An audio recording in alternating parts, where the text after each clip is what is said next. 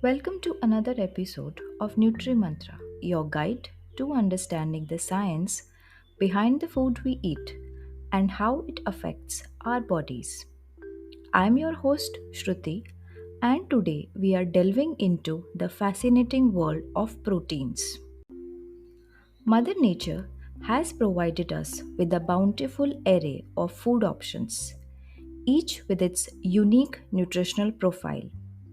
Among these nutrients, proteins have always intrigued us with their critical roles, properties, and uses.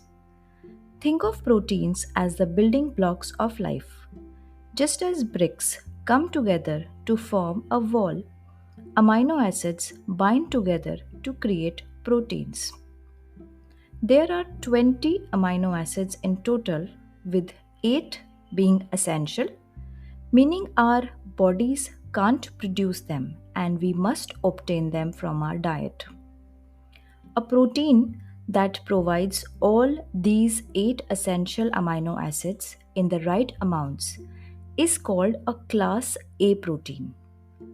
These are crucial during periods of growth like adolescence and pregnancy, as well as during physiological stress such as illness, surgery, or burns. Foods of animal origin are examples of class A protein. But what about plant proteins? Are they different from animal proteins? Yes, indeed, they are different. Animal proteins are generally considered superior because they offer a higher protein quality. But fear not, vegetarians. You can also get all essential amino acids if you have a balanced diet. You can improve the quality of protein in your diet by making simple combinations like pairing cereals with pulses or mixing milk or milk products in a 3:1 ratio with cereals.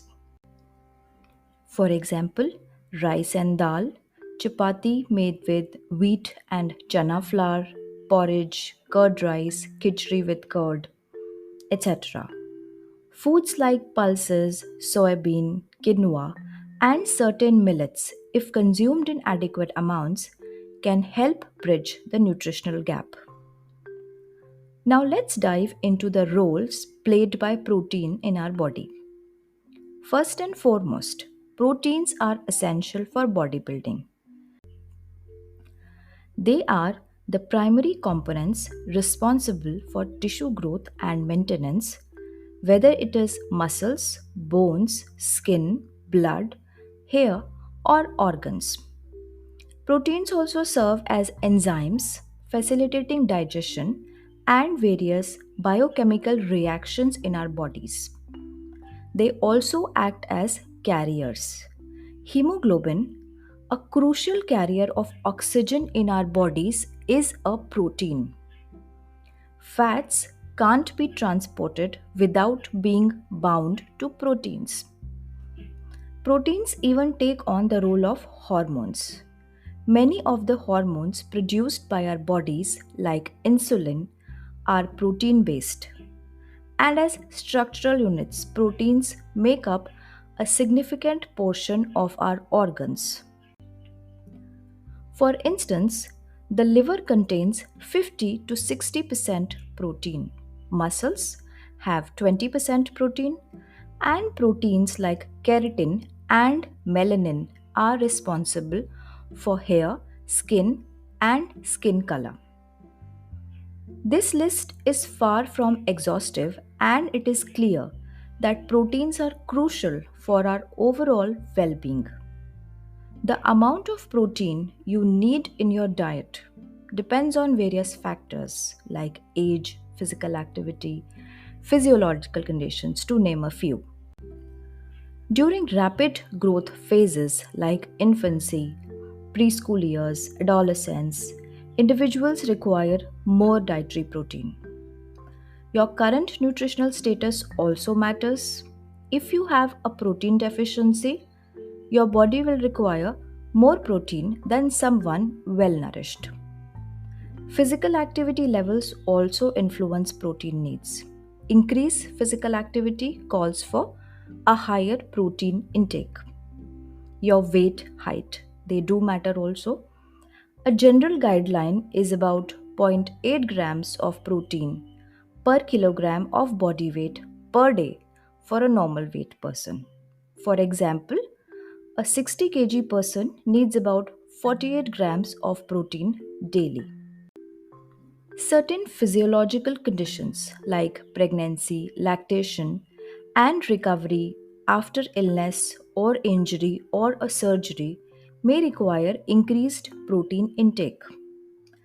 Conversely, in cases of liver or kidney diseases, protein intake may need to be reduced or carefully monitored. So, where can we find these essential proteins in our diet? Sources of protein include nuts, oilseeds like flax, sesame, sunflower seeds, pulses and legumes, beans, milk and its products, eggs, lean meat, fish, chicken. Interestingly, drumstick leaves are an exception as they are one of the few leafy greens which are rich in protein. After all this talk about the importance of protein, it is essential to note that too much protein can also be detrimental to your health. Any excess than the required amounts need to be eliminated. The liver processes this excess protein, which is then removed through the kidneys as part of urine. Consuming more protein than needed can burden the kidneys and liver. A diet high in meat can also contribute to issues like high cholesterol levels and diseases like gout.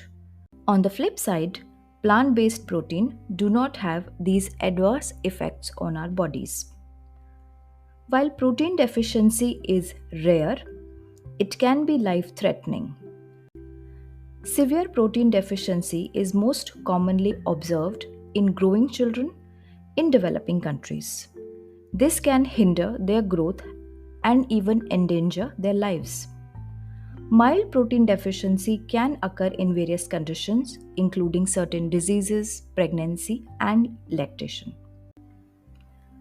So, to conclude, a nutritionally balanced diet typically provides adequate protein. About 12 to 14% of the daily calories should come from proteins.